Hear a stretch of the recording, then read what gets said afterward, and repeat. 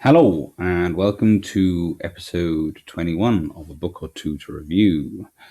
Now we're doing Hunting Tirpitz, the Royal Navy Operations Against Bismarck's Sister Ship, introduction by Professor G.H. Bennett, and forward by Admiral Sir Mark Stanhope, former First Sea Lord and Chief of Naval Staff.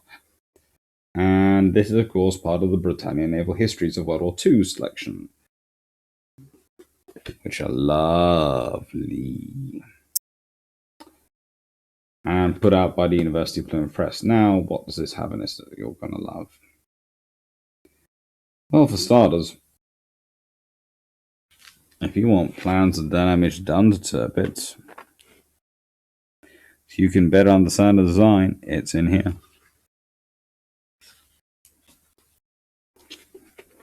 It really is. There is lots of data.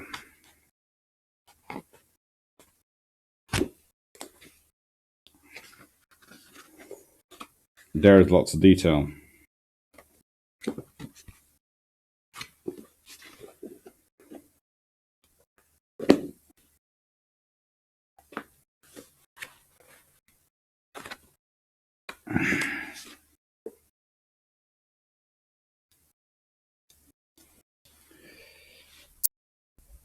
And I mean lots of detail. You have it fully listed and all sorts of information provided.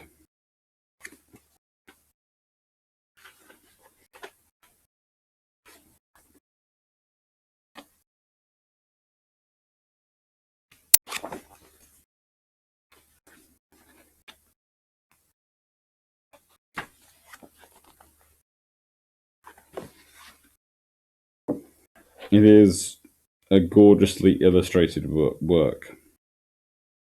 And it even has maps. And then you realize this was all the stuff which came from the Admiralty Archives. So if you can't get to the UK National Archives in Kew, that's fine.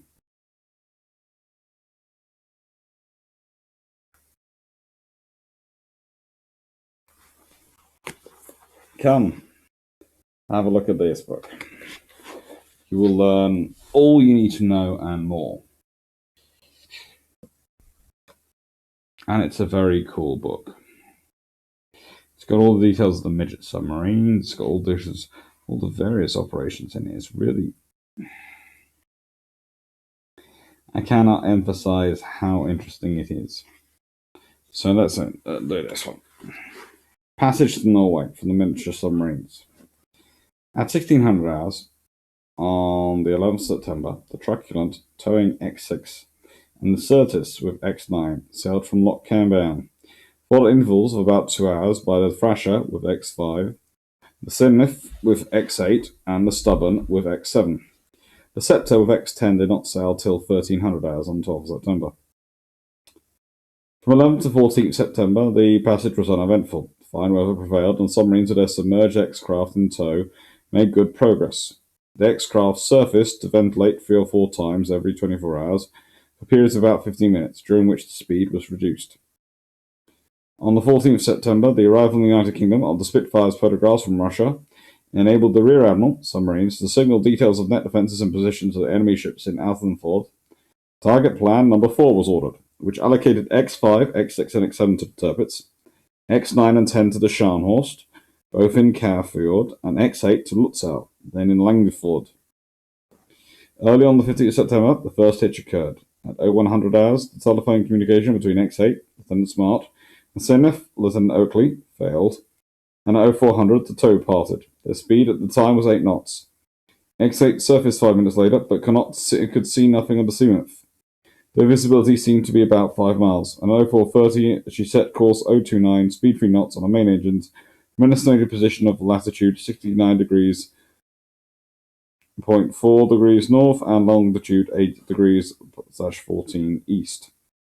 In the same myth, the parting of the tow was not discovered until some 2 hours later, when X8 was due to surface for ventilation. At 0600 hours, she reversed course and spent the remainder of the day in vain searching for a lost midget. Meanwhile, the Stubborn, Lieutenant Duff, on the adjacent route, had sighted What she took to be a U-boat at 12:13 in estimated position of latitude 68 degrees -51 north and longitude 8 degrees 34 east, and dived, surfacing us again at 13:23. In the light of after events, her commanding officer was opined that this was quite possibly X8. 2.5 hours later, 15:50, X7, Lieutenant Phillip, broke adrift from the stubborn. She surfaced immediately, and the auxiliary tow passed. While this was being done, X8 sighted them and closed. And at 17:18, the stubborn, with X7 again tow, and X8 in company, proceeded to search for the same. No contact was made, however, and dusk 1900, course was altered to the north, and the situation reported to rear admiral submarines. Lost no time passing information to the Seamouth. X8 remained in company with the stubborn and X7 until midnight, 15th to 16th September. When contact was lost, the reason was explained over 400 hours, when it was found that owing to a phonetic error in passing orders for the course, X8 had steered 146 degrees instead of 146 degrees, instead of 046 throughout the middle watch. At 0300 hours, 16th September, dawn revealed to the stubborn that X8 had disappeared, but a quarter of an hour later, in position latitude 69 degrees 35 north and longitude 10 degrees 16 east, a submarine was sighted which proved to be the Seamouth. After giving her all the relevant information, the stubborn X7 set course to the northward, and Seamouth once again started a search for her errant charge, which she eventually found at 1700 hours that afternoon. So weather was then favourable, the opportunity was taken to transfer to her the operational crew. By 20:25 hours, X8 was once more in tow, and the two submarines continued their interrupted passage to the northward. Talk about hard work getting these submarines along. The troubles of the Seamouth and X8 were at the end for the time being, but in the meantime there had been another incident of parting, which ended unhappily. Curtis, Lieutenant Jupp, and X9, Sub-Lieutenant Kieran, had had an uneventful passage till the early hours of the 16th September. Though a telephone defect which had developed the previous day prevented communication between them when Eve was dived. At 01:20 hours, 16th September, X9 dived after a period on service for ventilating and charging. She was never seen again. After she dived, speed was gradually increased in the Curtis to 8.5 knots, and an east-northeasterly course steered till 08:55, when speed was reduced. A few minutes later, underwater exploding signals were fired for X9 to surface. At 09:20, the tow was hauled in and found to have parted. Curtis returned to reciprocal course at 09:55 to return to the vicinity where it seemed most likely X9 had broken adrift. Log readings and fuel indication indicated that this had probably occurred between 01:45 hours and 0300 hours, some 7 or 8 hours previously. As she turned, a wave carried a bite of the tow over the side, which threatened to foul the propeller. The rope took some time to clear. It was not until 11:45 hours that she was able to proceed at full speed, course 245 degrees. Shortly afterwards, fog was encountered, the visibility varying between 2 cables and 2 miles. A well-defined oil track running in direction 088 to 090 degrees, the direct course of the slipping position, 200 miles distance, was sighted at 15:45. The subsequent search revealed no sign of X9, and at 01:43, 17 September, Curtis regretfully abandoned search, and strict wireless silence being enforced in the area, steered to northward to report what had occurred from position north of latitude 70 degrees north. Meanwhile, the remaining 5 submarines had proceeded with their X-craft in tow, the Truculent, Lieutenant Alexander, and Frasher, Lieutenant Helzet, neither of which had any difficulties. Both made their landfalls during 17th September. Seamouth and some, which had sighted each other in the early morning, fell in with each other and exchanged signals from between 14:47 hours and 15:08 that afternoon, much to the relief of all in the stubborn, who had until then been aware of the fate of X8. X8, however, was by this time again in trouble. This had started at 07:25, when difficulty was experienced in maintaining trim.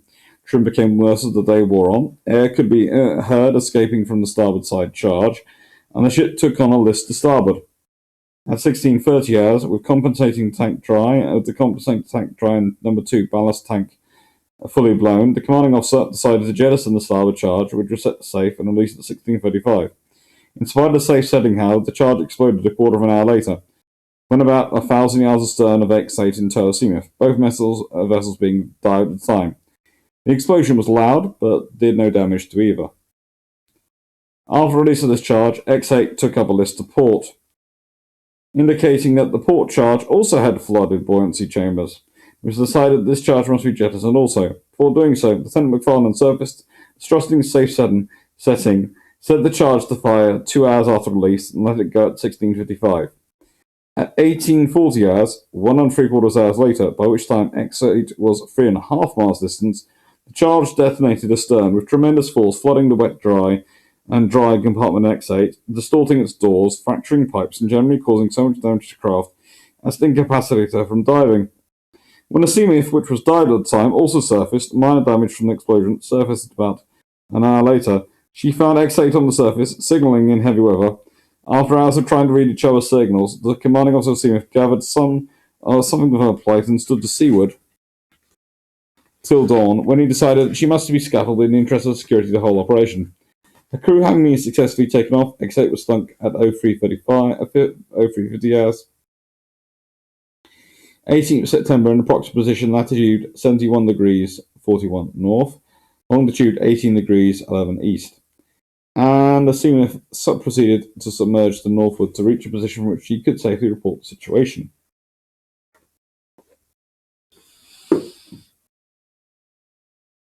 It's a good book. I have been making the point a lot recently that operating submarines is a difficult and dangerous task. That operating submarines is not necessarily something which you have all the numbers of.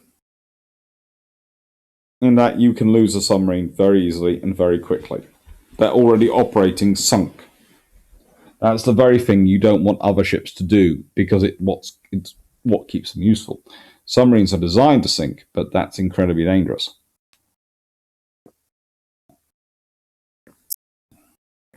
This means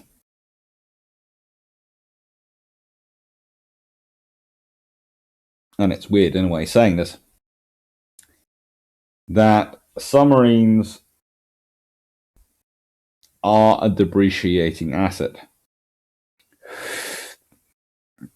All ships are, thanks to the sea, but submarines, due to crush depth and the various strains they go under, are depreciated far faster.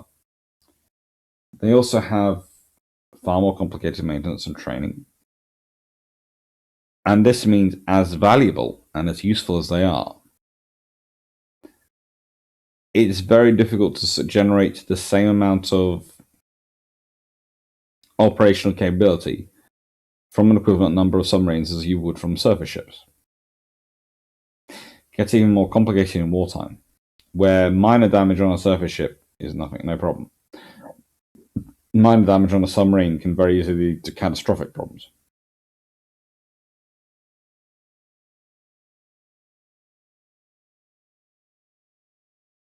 This was the trouble the Germans faced in the Battle Atlantic. It was just not a nice scenario to be in.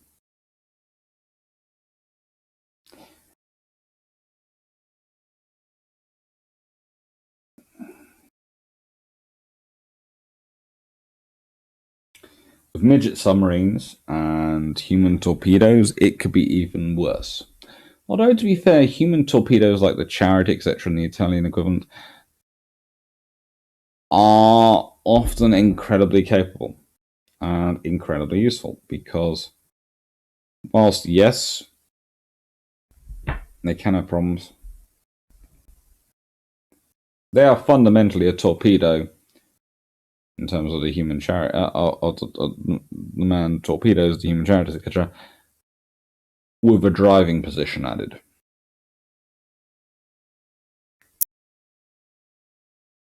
In other words, it's technology they're fairly efficient and fairly used to building with. Midget submarines are a more complicated mix, because it sounds a really cool idea to begin with. We're going to make a submarine that's small. So small it's not going to carry torpedoes, but you know what? It will carry charges it can drop.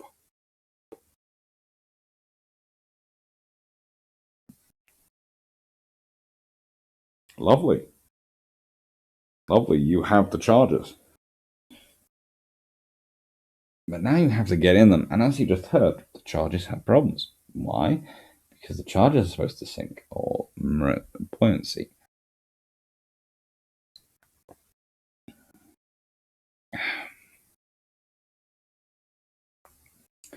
And in many ways, this is all a product of them trying to get round not having what we would use, which would be guided munitions.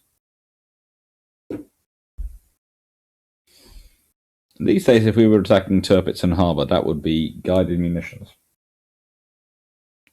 It would be cruise missiles. It would be possibly something nastier, but it would probably be cruise missiles. And that would be being used.